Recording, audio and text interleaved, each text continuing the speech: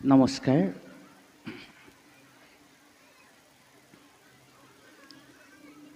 আজি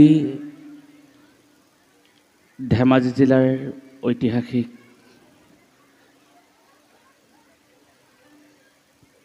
এই বিদ্যালয়খনত এটা বিৰল অনুষ্ঠানৰ আয়োজন কৰি এনেকুৱা এটা সুন্দৰ মুহূৰ্তত আমাক উপনীত কৰা সৰ্বপ্ৰথমে আমাৰ সন্মুখত উপস্থিত থকা পুণ্যাত্মাসকললৈ আমি আমাৰ শ্ৰদ্ধা আৰু সেৱা নিবেদন কৰিছোঁ। বিদ্যালয়ৰ সন্মানীয় অধ্যক্ষ মহোদয়, প্ৰমুখ্যে অধ্যাপকসকল, শিক্ষাগুৰুসকল, এই মঞ্চত পাচিৰ পত্ৰিকা উন্মোচন কৰা উন্মোচক মহোদয়, হাতে লিখা গ্ৰন্থ উন্মোচন কৰা সন্মানীয় মহোদয়াগৰাকী, লগতে বিভিন্ন স্থানৰ পৰা আহি বিদ্যালয়খনত সুস্থ বৃদ্ধি কৰা পৰম শ্ৰদ্ধাৰ ককা আইতাসকল, ছাত্ৰ ছাত্ৰীসকল, অভিভাৱকসকল, কলা কৌশলীসকল, প্ৰমুখ্যে সমূহ ধৰ্মপ্ৰাণ ৰাইজ।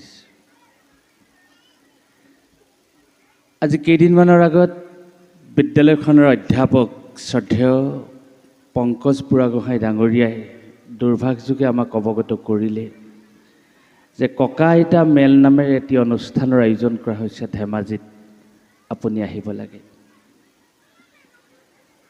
আমি তেখেতৰ কথা শুনাৰ লগে লগে আমাৰ মানসিক সত্তাটো ইমান সুন্দৰ হৈ পৰিল। এনে এটা বিৰল অনুষ্ঠান, ককা দেউতা আইতা বুলি ক'লেই মনটো ভাল লাগি যায়।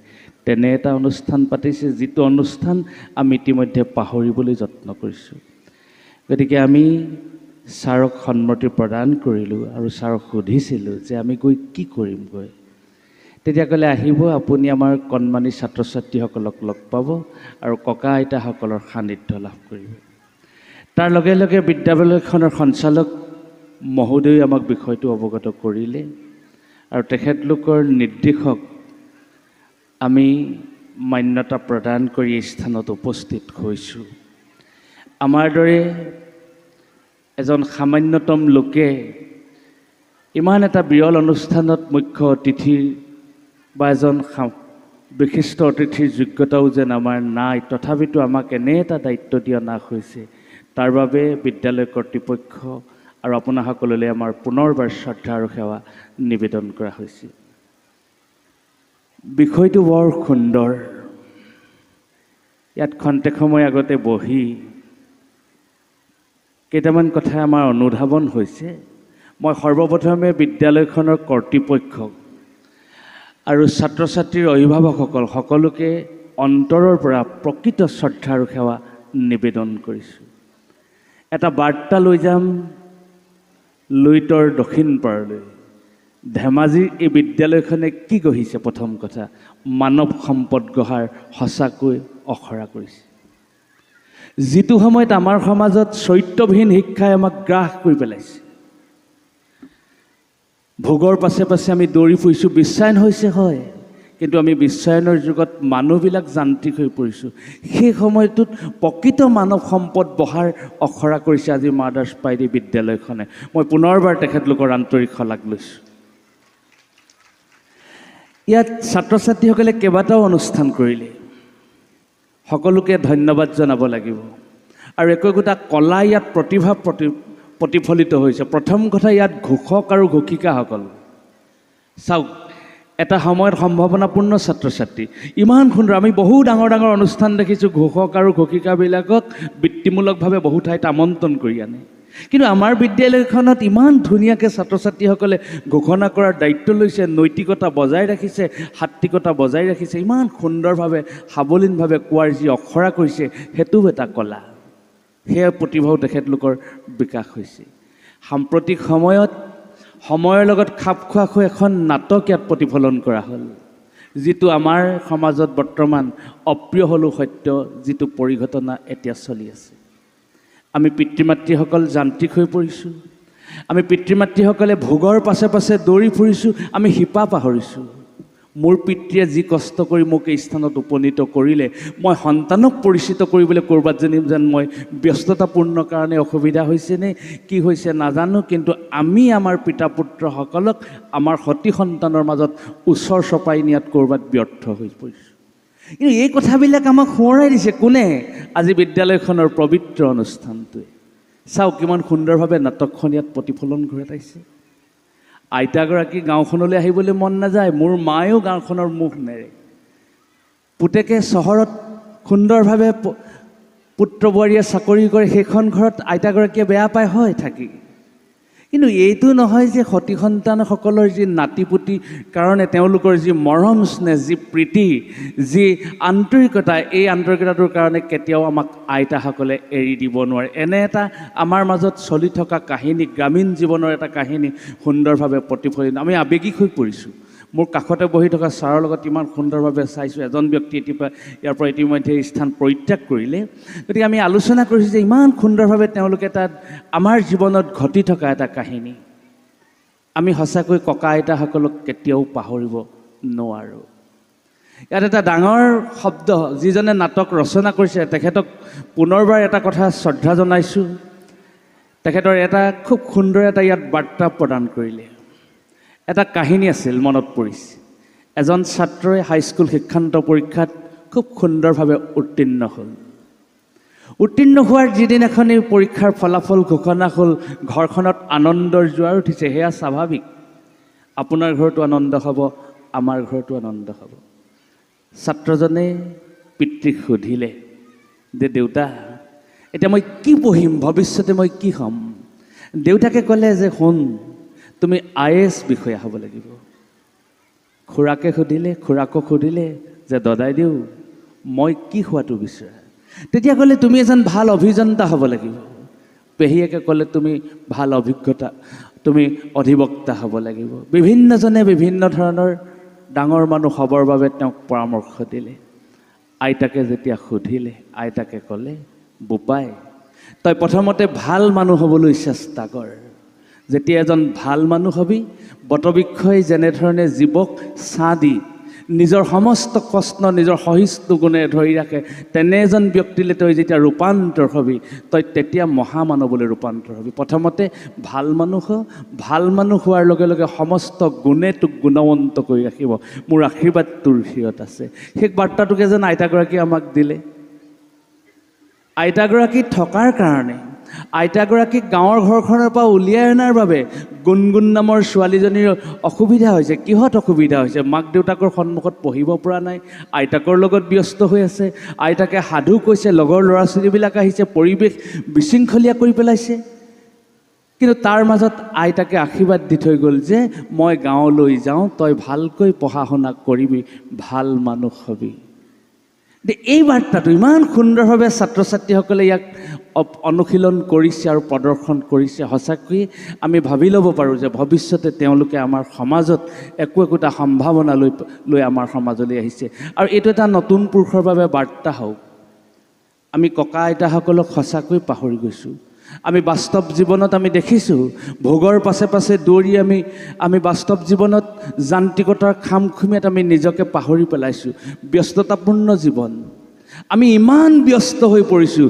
দিনটো যদি আৰু 3 ঘণ্টামান দীঘল হ'লহেঁতেন তেতিয়া ভাল পালোহেঁতেন। কিন্তু এটা কথা সত্য, আৰু 4 ঘণ্টা দীঘল হ'লেও আমাৰ কৰ্ম শেষ নহয়। আমি নাজানোৱেই কিহত ব্যস্ত হৈ আছোঁ, কিন্তু আমি ব্যস্ততাপূৰ্ণ জীৱনত এই বিদ্যালয়খনে আমি দেখিবলৈ পাইছোঁ শাৰীৰিক, মানসিক, নৈতিক, বৌদ্ধিক প্ৰতিটো দিশতে যেতিয়া সবল হ'লে এজন মানুহ পূৰ্ণাংগ মানুহলৈ ৰূপান্তৰ হয়।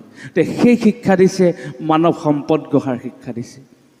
ইমান সুন্দৰভাৱে তেওঁলোকে, আমি সেই নাটকখনতে দেখা পালোঁ, শাৰীৰিক অনুশীলন কৰিছে। সাম্প্ৰতিক সময়ত যিবিলাক জ্ঞানৰ আমাৰ প্ৰয়োজন, সেই জ্ঞানৰ ইয়াক অখৰা দিয়া হৈছে। আইতাগৰাকীৰ মুখেদি বিনয়ী বচন ইয়াত দিয়া হৈছে। গতিকে সমস্তখিনিৰ শেষত আমাক মেছেজটো দিলে যে ছোৱালীজনীয়ে কি বিচাৰিছে, ঐতিহ্য আৰু পৰম্পৰাক যদি আমি পাহৰি যাওঁ, এদিন আমি ঘৰচিকা চৰাইৰ দৰে হ'ম। চৰাইজনীয়ে বোলে নিজৰ খোজ হেনো পাহৰি গ'ল, সেইকাৰণে জঁপিয়াই যায়। ৰাজহংস এটাই খোজকাঢ়ি গৈ আছিল। ঘৰচিকাজনীয়ে ভাবিলে যে এই ৰাজহংস ইমান সুন্দৰকৈ খোজকাঢ়ে, ময়ো খোজকাঢ়ি চাওঁচোন। ৰাজহংস গহীন গহীনকৈ খোজকাঢ়ি আছে। ঘৰচিৰিকাই খোজকাঢ়িবলৈ বিচাৰিলে, কিন্তু শেষত ঘৰচিৰিকাই পাহৰিলে। ৰসৰাজ বেজবৰুৱাই ক'বৰ নিচিনাকৈ নোমল নোমলৰ ঠাইত নেমেল হ'ল। ঠিক তেনেকৈ এই কথাবিলাক আমাক সোঁৱৰাই দিছে এই নাটকখনে। গতিকে নাট্যকাৰ সঁচাকৈ ধন্যবাদৰ পাত্ৰ, পৰিচালক ধন্যবাদৰ পাত্ৰ, আৰু ছাত্ৰ ছাত্ৰীসকলে নিজকে প্ৰতিষ্ঠা কৰিবলৈ হওক বা অভিনয়ৰ যোগেদি যি ইয়াত পাৰদৰ্শিতা তেওঁলোকে প্ৰদৰ্শন কৰিলে, আমি সঁচাকৈ তেওঁলোকৰ যে সাংস্কৃতিক ক্ষেত্ৰতো সামাজিকভাৱে তেওঁলোক আগবাঢ়ি যাব, তাক আমি সঁচাকৈ অনুধাৱন কৰিব পাৰিছোঁ। সেই সুধীবৃন্দ, আপোনালোকে জানে এটা দিনলৈ আজি মনত পৰি গৈছে। জোনবাই বেজী এটা দিয়া, পাত নাই চুট নাই কিহত কৈ দিওঁ বেজী এটা দিয়া, আইতাই কোৱা সেই শুভ সন্ধিয়া বেলাটোলৈ। আমি ল'ৰাকালত দেখোঁ আইতাৰ সৈতে আমি চোতালত বহি থাকোঁ, আমি নাতি নাতিনীসকলে আইতাক বেহি বেহি ধৰোঁ, আৰু আইতাই আমাক জোনবাই দেশৰ কথা কয়। আইতাই আমাক ইমান নিচুকনি কথাবিলাকে আমাৰ হৃদয়খনত তেতিয়াই আমাৰ এটা হাত বহায়। তুলসীৰ তলে তলে মৃগপহু চৰে, তাকে দেখি ৰামচন্দ্ৰই শৰধেনু ধৰে। এতিয়া আইতা ৰামচন্দ্ৰনো কোন? তুলসীৰ তলে তলে মৃগপহুনো কিয় চৰে? ৰামচন্দ্ৰ কোন? গতিকে ৰামচন্দ্ৰৰ আখ্যান ক'লে আমাক সাধুৰ চলেৰে। ৰামচন্দ্ৰৰ আখ্যান কৈ আমাক কি ক'বলৈ বিচাৰিলে? আমাক ৰামচন্দ্ৰৰ আখ্যানৰ জৰিয়তে এজন চৰিত্ৰৱান ব্যক্তি হোৱাৰ ইংগিত দিলে। তুমি পিতৃক শ্ৰদ্ধা কৰিবই লাগিব। তোমাৰ সন্মুখত জ্বলন্ত অগ্নি, সেই অগ্নি, বা তোমাৰ সন্মুখত এখন মহাসাগৰ, সেই মহাসাগৰকো তুমি প্ৰত্যাহ্বান জনাব লাগিব পিতৃ ধৰ্ম ৰক্ষা কৰিবৰ কাৰণে, অৰ্থাৎ পিতৃক সন্তুষ্ট কৰিবৰ কাৰণে। ৰামচন্দ্ৰই এই জ্ঞান আমাক দি থৈ গৈছে। গতিকে তুলসীৰ তলে তলে মৃগপহু চৰে, তাকে দেখি ৰামচন্দ্ৰই শৰধেনু ধৰে, এই কথাবিলাক আমাক আইতাই কৈ গৈছে, আমাক ককা দেউতাই এইখিনি কথা কৈ গৈছে। আমাক আইতাই যেতিয়া সন্ধিয়া সময়ত গোসাঁই ঘৰত সোমাব, প্ৰাৰ্থনা কৰিব, আমাৰ মনটো পবিত্ৰ কৰি দিয়ে। আজিকালি আমাৰ মাজৰ পৰা সঁচাকৈ এটি পৰিতাপৰ বিষয়, প্ৰাৰ্থনা সংস্কৃতি প্ৰায় যেন আমাৰ ঘৰবিলাকত হেৰাই গৈছে। আৰু হেৰুৱাৰ কাৰণে হয়তো কোনোবা স্থানত কোনোবা ক্ষেত্ৰত কিছুমান বিশেষ অনুষ্ঠানো হয়তো দায়ী হ'ব পাৰে। আমিতো পঢ়িবলৈ পোৱা নাই। শুনিছিলোঁ তোমাক ক'ত আছা প্ৰভু, আমি অতি সৰু ল'ৰা, চিঞৰি চিঞৰি মাতিলে তোমাক নামাতা দূৰৈৰ পৰা। এই কবিতাটো যদি মই পঢ়িবলৈ পালোহেঁতেন, হয়তো আমাৰ কেঁচুৱা ল'ৰা ছোৱালীও নামঘৰত অকণমান কিবা এটা চিন্তা কৰিবলৈ ৱাদি পালেহেঁতেন। তাৰ কাৰণেও হয়তো আমাৰ সমস্যা হ'ব পাৰে। বাৰু সেয়া নহয়, এই আইতাৰ জৰিয়তে যে আমি গোসাঁই ঘৰত সোমালোঁ, নামঘৰত সোমালোঁ, আমাৰ মনটো তেতিয়াৰ পৰাই সংস্কৃতকৰণ হ'ল। আপোনালোকে জানে, মই লোকসংস্কৃতিৰ ক্ষেত্ৰখনৰ এজন সামান্যতম ব্যক্তি। মোৰ এটা শাস্ত্ৰসন্মত কথালৈ মনত পৰিছে। এটা উশৃংখল পৰিৱেশ, চাৰিওফালে যেন অন্ধকাৰময় পৰিৱেশ, চাৰিওফালে হিংসা আৰু সন্ত্ৰাস। এজন শিশুৰ মানসিক অস্থিৰ হৈ পৰিছে যে এই মোৰ সন্মুখত থকা বন্ধু বান্ধৱসকলক কেনেধৰণে শৃংখলাবদ্ধ কৰিব পাৰিম, কি কৰিলে এওঁলোকৰ নৈতিক চিন্তা আহিব। এওঁলোকক অকল বাস্তৱ জীৱনত ভোগৰ পাছে পাছে দৌৰিছে। তেওঁলোকক ধন লাগে, ঐশ্বৰ্য লাগে, বল লাগে, বিক্ৰম লাগে। গতিকে এই ক্ষেত্ৰবিলাকতে তেওঁলোকে নিজক সময় দিছে, কিন্তু তেওঁলোকে প্ৰকৃত মানুহ হোৱাৰ জ্ঞান তেওঁলোকে আয়ত্ব কৰিব পৰা নাই। আৰু সেই ছাত্ৰ ছাত্ৰীসকলক লৈ সংশয় কৰা ব্যক্তিজনেই, সেই ছাত্ৰ ছাত্ৰীসকলক লৈ ভৱিষ্যতে অন্ধকাৰ দেখা ব্যক্তিজনেই হ'ল মহাভক্ত প্ৰহ্লাদ। খুব সুন্দৰভাৱে মহাপুৰুষ শ্ৰীমন্ত শংকৰদেৱ গুৰুজনে উপস্থাপন কৰিছে।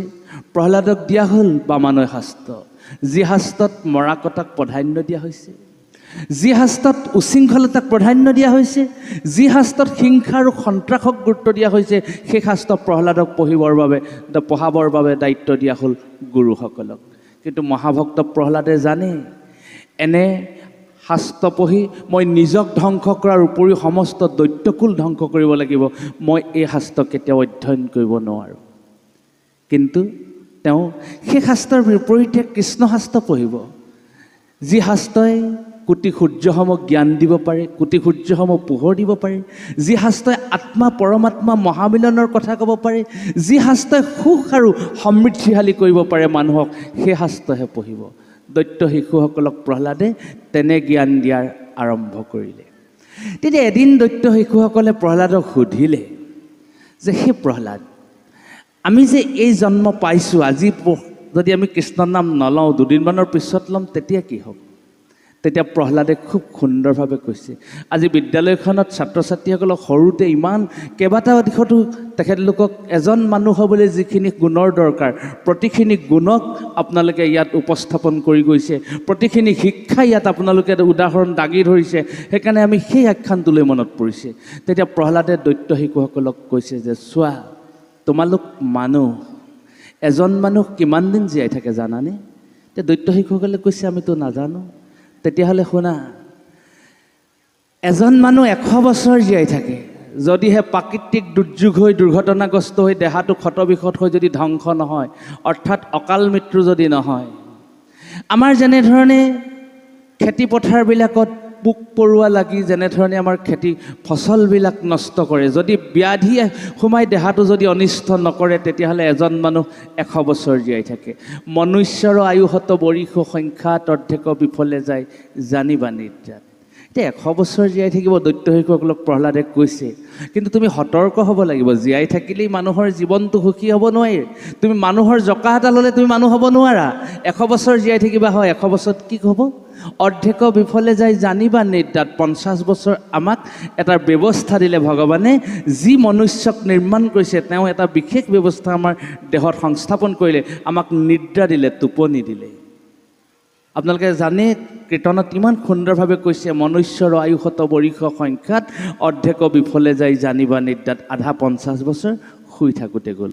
এতিয়া আমাৰ দেহাটো ভোগ কৰিব লাগিব, মনুষ্য জীৱনটো উপভোগ কৰিব লাগিব, মনুষ্য হিচাপে জীৱন নিৰ্বাহ কৰিব লাগিব। আমি কিমান দিন পালোঁ? 50টি বছৰ পালোঁ। সেই 50টি বছৰক কেনেধৰণে ভাগ কৰিছে আপোনালোকে চাওক। বিংশতি বৰিষ আয়ু যাই উমলন্তে। এই 20 বছৰৰ তলৰ ল'ৰাবিলাকে আমি ইয়াত কথা পাতি আছোঁ, কোনোবাই নাটক কৰি আছোঁ, কোনোবাই গান গাই আছোঁ, কিন্তু সেই সৰু সৰু ল'ৰাখিনিয়ে নিজে নিজে তেওঁলোকে খেলা ধূলা কৰি আছে, কাৰণ তেওঁলোক শিশু, তেওঁলোক ভগৱন্তৰ একদম সম্পূৰ্ণ অংশ প্ৰভাৱ যেন তেওঁলোকৰ আছে। তেনেধৰণে শিশুসকলে উমলি আছে ইয়াত।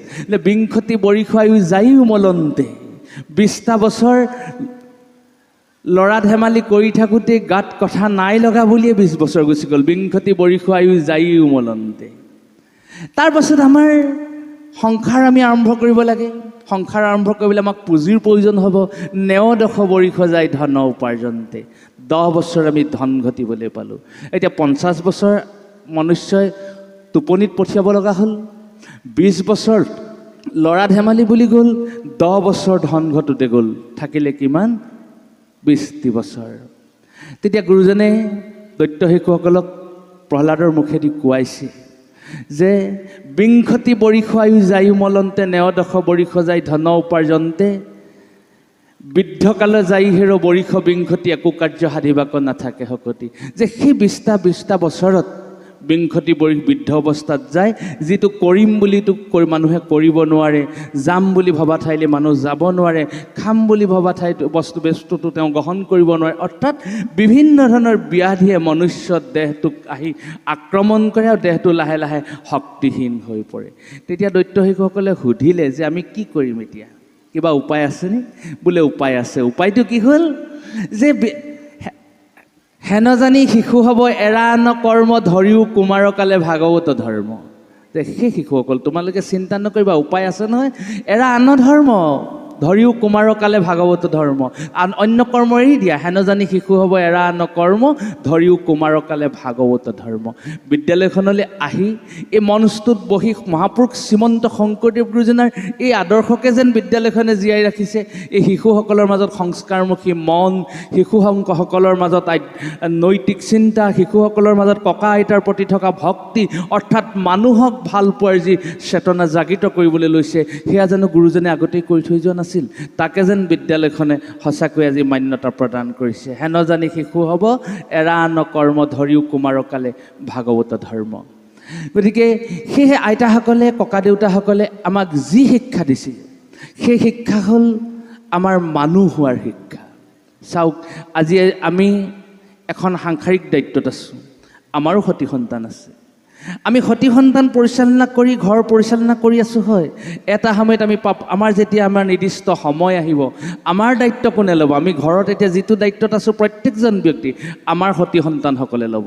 সতি সন্তানসকলে আমাৰ সাংসাৰিক দায়িত্ব লোৱাৰ লগে লগে আমি কিছুমান দায়িত্ব আমি হাত এৰি দিব লাগিব। আমাৰ কিছুমান দায়িত্ব নাথাকে, তেতিয়া আমি আজৰি হ'ম। আৰু আজৰি হোৱাৰ লগে লগে আমি ক'ত ব্যস্ত হ'ম? আমি নাতিনীহঁতক লৈ ব্যস্ত হ'ম। আৰু আমি উৰেটো জীৱন, সেই 24 ঘণ্টা যেতিয়া আমি নাতিনীসকলক দিম, কি দিম? আমি তেওঁলোকক ভাল মানুহ হোৱাৰ পৰামৰ্শ দিম। আমি যি বেয়া দেখিছিলোঁ সেই বেয়াবিলাক যাতে তেওঁলোকৰ জীৱনত পুনৰাবৃত্তি নহয় তাৰ কাৰণে আমি সতৰ্ক কৰি দিম।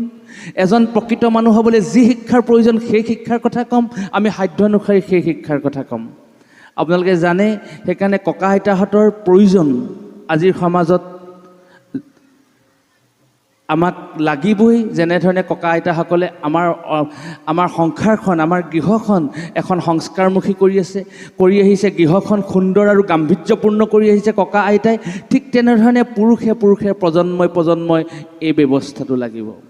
মোৰ এটা কবিতালৈ মনত পৰিছে, ইয়াত থকা শিক্ষাবিদসকল আপোনালোকৰ নিশ্চয় মনত আছে, যে এজন পণ্ডিত, আমাৰ ককা আইতাসকল পণ্ডিত নহয়, কিন্তু ককা আইতাসকল সংস্কাৰমুখী আছিলে। ককা আইতাসকলৰ মনটো পবিত্ৰ আছিলে, কৰ্মবিলাক ভাল আছিলে, যিটো আজি নাটকত উপস্থাপন হ'ল।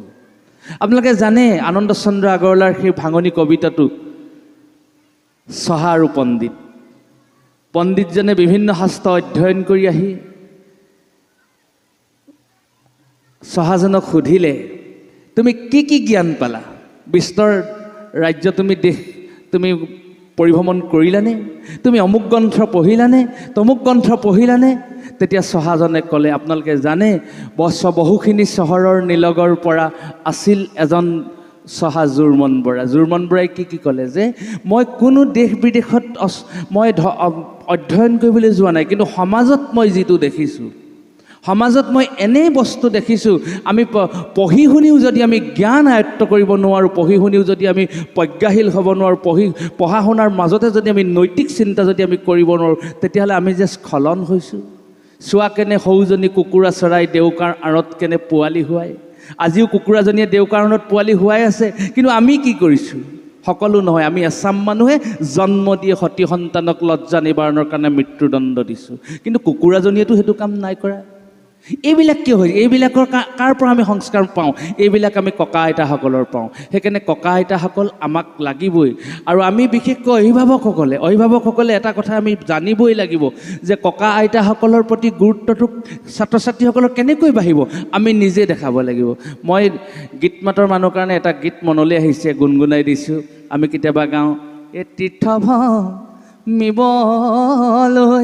যাবই নালাগে, নাই কতো পুণ্যস্থান, পিতৃ-মাতৃৰ সেৱাই সৰ্বশ্ৰেষ্ঠ ধৰ্ম, সেয়ে হ'ব বৈকুণ্ঠ ধাম, বান্ধৱ তুষ্ট হৈব ভগৱান। সতি সন্তানে পিতৃ মাতৃক আওকাণ কৰি তীৰ্থ ভ্ৰমণ কৰিবলৈ যাব নালাগে, ভগৱান সন্তুষ্ট নহয়। যে তুমি নিজৰ পিতৃ আৰু মাতৃকে তুমি সেৱা কৰিব জনা নাই, তুমি মোক সেৱা কৰিবলৈ, ঈশ্বৰে সেই সেৱা গ্ৰহণ নকৰে। আপোনালোকে জানে। গতিকে সেইকাৰণে আমি অভিভাৱকসকলে, আমি পিতৃসকলেও আমি সতি সন্তানক আমাৰ পিতৃসকলৰ প্ৰতি থকা শ্ৰদ্ধা আমি দেখাব লাগিব। কাৰণ মোৰ দেউতাই নিজৰ দেখোন দেউতাকক ককাক খুব শ্ৰদ্ধা কৰে। এই পৰম্পৰাটো তেতিয়া ঘৰখনত থাকি যাব, ঘৰখন সংস্কাৰমুখী হ'ব। আপোনালোকে জানে মহাপুৰুষ শ্ৰীমন্ত শংকৰদেৱ গুৰুজনে খুব সুন্দৰভাৱে ধন্যবাদ কাক দিছে? ধন্য ধন্য কলিকাল, ধন্য নৰ তনুভাল, ধন্য ধন্য ভাৰতবৰ্ষ। প্ৰথমে ধন্যবাদ দিছে সময়টোক। আমি কি কওঁ, বৰ ঘূৰ কলিকাল দেই, বৰ দিনকাল ভাল নহয়, আৰু কলিকাল আহি পালেহি। আমি এনেহে কওঁ, গুৰুজনে সেইটো নাই কোৱা। গুৰুজনে কৈছে ধন্য ধন্য কলিকাল, কলিকালক ধন্যবাদ দিছে। ধন্য নৰ তনুভাল, ইয়াত জন্ম হোৱা নৰৰ দেহবিলাক ধন্য, ধন্য নৰ তনুভাল, ধন্য ধন্য ভাৰতবৰ্ষ। সেই নৰ আহি ক'ত জন্ম হ'ল? ভাৰতবৰ্ষত। অৰ্থাৎ ইয়াত কৃষ্ণ নাম ল'লে, আধ্যাত্মিক চিন্তা কৰিলে, নৈতিক চিন্তা কৰিলে মানুহ সুখ আৰু সমৃদ্ধিৰ গৰাকী হয়। গতিকে এই সুখ আৰু সমৃদ্ধিৰ যেতিয়া মানুহগৰাকী হয় সেই কথাটো গুৰুজনে আমাক খুব সুন্দৰভাৱে কৈছে আৰু সেইকাৰণে এই সংসাৰখনত আমি এই কলিকালত নৰতনুটো লাভ কৰিলোঁ ভাৰতবৰ্ষত আহি কাৰ কাৰণে আমি পিতৃ মাতৃৰ কাৰণে এই কথাখিনি মই ছাত্ৰ ছাত্ৰীসকলৰ উদ্দেশ্যেহে কৈছোঁ জ্যেষ্ঠসকলে দায় দুখ নধৰিব কাৰণ সাম্প্ৰতিক সময়ত এই কথাখিনি অত্যন্ত প্ৰয়োজন আকৌ না গীতাশাস্ত্ৰত অৰ্জুনক কৈছে শ্ৰীকৃষ্ণই যে সেই অৰ্জুন মানুহক গাহস্থ সংসাৰ লাগিবই বিষয় বাসনা মানুহক লাগিবই বিষয় বাসনা আৰু গাহস্থ সংসাৰৰ মাজেৰে যদি মানুহে জীৱন আগবঢ়াই লৈ যায় নৈতিকভাৱে সেই তেতিয়াহে জীৱনটো পূৰ্ণাংগ হ'ব মাধৱে বোল অন্তসখী শুনা ধনঞ্জয় বিষয় নহ'লে এইটো দেহা যে নৰয় বিষয় নহ'লে দেহা নৰয় সেইবুলি বিষয় বাসনালৈ অকল পত্নী পুত্ৰ সন্তানৰ লগতে যদি ব্যস্ত হৈ থাকোঁ পিতৃ মাতৃক যদি বৃদ্ধাশ্ৰমত থওঁ তেতিয়াহ'লে সেয়া জানো বিষয় পূৰ্ণাংগ হ'ব সেইকাৰণে এই গোটেই কথাবোৰৰ কাৰণে ককা আইতাৰ প্ৰতি আমাৰ গভীৰ শ্ৰদ্ধা লাগিব ককা আইতাই আমাক যি সংস্কাৰমুখী পৰিৱেশ দিছে সেই পৰিৱেশ আমাক লাগিব গতিকে আজি অনুষ্ঠানটিয়ে ককা আইতাৰ প্ৰতি যি গুৰুত্ব আৰোপ কৰিছে সেয়া সঁচাকৈয়ে বৰ সময় উপযোগী হৈছে আৰু ককা আইতাসকলক মঞ্চলৈ আনিব তেখেতলোকৰ পৰা খুব সুন্দৰ সুন্দৰ সাধুবিলাক কৈ আচলতে কি কৰে ধৰিও কুমাৰকালে ভাগৱত ধৰ্ম ভাগৱত বুলি মই ভাগৱত শাস্ত্ৰখনৰ কথা ক'বলৈ যোৱা নাই ভাগৱত মানে জ্ঞানৰ কথা কৈছোঁ ককা আইতাই মৰমেৰে নিচুকনি কথাই যেতিয়া সেই ছাত্ৰজনক সেই কণমানি শিশুজনৰ যেতিয়া হৃদয়খন জয় কৰিব হৃদয়খন জয় কৰাৰ লগে লগে ককা দেউতাৰ কথা তেওঁ শুনিব ককা দেউতাৰ কথা তেওঁ মানিব আইতাৰ কথা তেওঁ মানিব গতিকে সেই তেতিয়া আমি দুষ্ট কামত ব্ৰতী হোৱা ছাত্ৰজন বা শিশুজন কথা নুশুনা শিশুজনক আমি নৈতিক চিন্তাৰে মানৱীয় প্ৰমূল্যবোধৰ আমি আখৰা দিবলৈ সক্ষম হ'ব পাৰিম ইমান সুন্দৰ এটা অনুষ্ঠান আপোনালোকে আয়োজন কৰিছে ধেমাজি বিদ্যালয়খন সঁচাকৈ এটা বাৰ্তা হওক নতুন পুৰুষৰ বাবে ছাত্ৰ ছাত্ৰীসকল ভাল মানুহ হওক এটা কথা অপ্ৰিয় হ'লেও সত্য আপোনালোকে জানে বৰ্তমান সমাজখনত আমাৰ যুৱ উশৃংখলতা আৰু সামাজিক ব্যাধিয়ে আমাক জৰ্জৰিত কৰি পেলাইছে আমি মেধা ছাত্ৰ ছাত্ৰীসকল ভাল মানুহ হওক সমস্তখিনিয়ে ভাল কথা ভাল চিন্তা কৰি ভাল কথা ভাল মাত ভাল ব্যৱহাৰ তেনে আচৰণকে বোলে শিষ্টাচাৰ এই গুণে গুণৱন্ত হওক এই বিদ্যালয়খন যাউতিযুগীয়া হওক আৰু এই বিদ্যালয়খনৰ ছাত্ৰ ছাত্ৰীসকল মানৱ সম্পদলৈ ৰূপান্তৰ হওক এই কামনাৰে আজি অনুষ্ঠানটিৰ সৰ্বপ্ৰকাৰ মংগল আমি কামনাৰে উপস্থিত থকা সমূহ ৰাইজলৈ মান্যানুসাৰে আমাৰ শ্ৰদ্ধা আৰু সেৱা নিবেদন কৰি অসতোমা সদ্গময় প্ৰভু তুমি আমাক অসৎ পথৰ পৰা সৎ পথলৈ লৈ যোৱা তমস্যমা জ্যোতিগময় হে প্ৰভু তুমি আমাক আন্ধাৰৰ পৰা পোহৰৰ বাট দেখুৱাই দিয়া মৃত্যুমা অমৃতংগময় তুমি মৃত্যুৰ জৰিয়তে আমাক অমৃত প্ৰদান কৰি কৃপা কৰা ওম শান্তি ওম শান্তি ওম শান্তি এই কামনাৰে আমাৰ একাষাৰ ইমানতে সামৰণি মাৰিছোঁ আৰু নমস্কাৰ জনাইছোঁ কৃষ্ণ